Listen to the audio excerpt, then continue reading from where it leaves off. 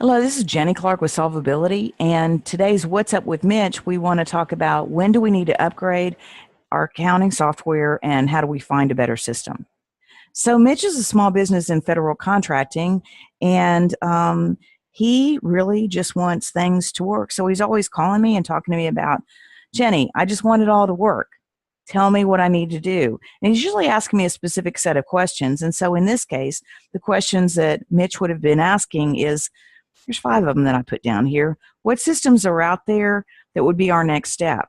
Everybody wants to know, okay, we're on QuickBooks now. What are our options in the future? When do we have to do that? How long will it take? Do we have to change payroll systems too? Great question. Always taking a look at what's going to happen because every single payroll service provider will claim that they are integrated with whatever software you do.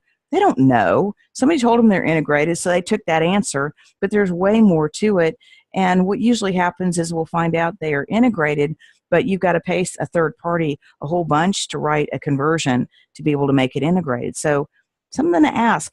And the other thing you need to be thinking about is your payroll system should be part of your accounting system, should be an integrated process within it. But who's going to touch it? Human resources and payroll, which is different than the people that are running your accounting system. Who can we talk to that's been through this before? As you're looking at accounting software, you do want to talk to other companies that have gone through the process. And so you should ask the accounting software company for some names of some people that you could talk to, find out what their experience has been, find out what worked, what didn't work, what was the surprise, and make sure you know what you should be looking at. How do we avoid the nightmare we went through last time?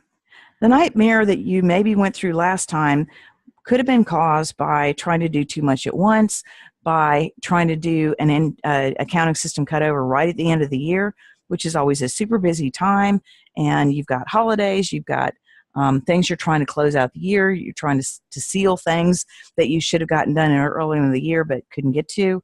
The nightmare you went through the last time might be because you're really under the gun to get it done. And it might have been that you really didn't have good data to be able to bring over to the new system, so you're cleaning up your data as you're doing it. Those are some of the things to be thinking about. And the last question, why does it take 6 months to switch systems? 6 months to switch systems is because you're going to say, I want it to be up and running by X date, maybe June. And so you need to backdate from that. I've got to make a decision by December, January, in order to do that. What will happen is you might be reviewing stuff in January. You get a quote. You don't really finalize and accept the quote till the end of February, so you haven't even started. Then you've got to gear up the team to start on this implementation. They get started on it.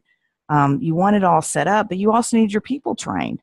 And the hardest thing that I've seen people do, which I don't recommend, is they'll go full parallel.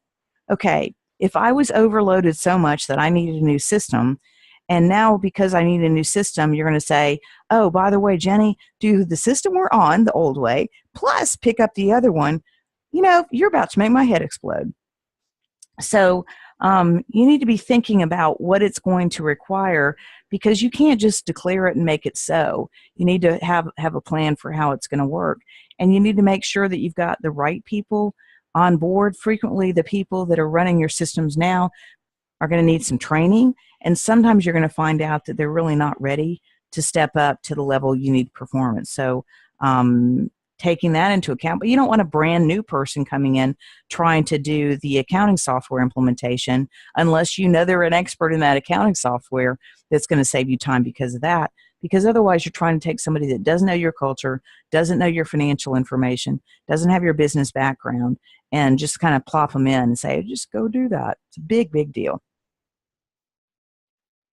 Mitch is unstoppable. Are you unstoppable? You know where you want to go. Solvability can help you get there with the cost and pricing intelligence you need to accelerate and scale your business.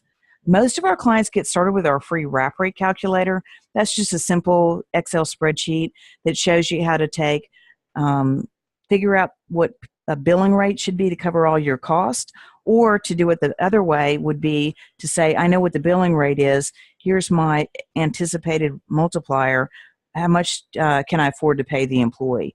So there's several ways to calculate wrap rates. There's more to it. Coming up with the percentages themselves is another trick. But I wanted to at least start with the concept of what is a wrap rate or a multiplier? How do you get to a fully burdened rate? How do you make sure you're covering all your costs? If you've got something more extensive, I'd love to talk to you about working with you. The fastest way to get in touch with me is to text me at area code 256-882-6276. And let's set up a phone call. Tell me who you are, what your company name is, and what your urgent requirement is. And let's talk about what we could do to get you on the right track.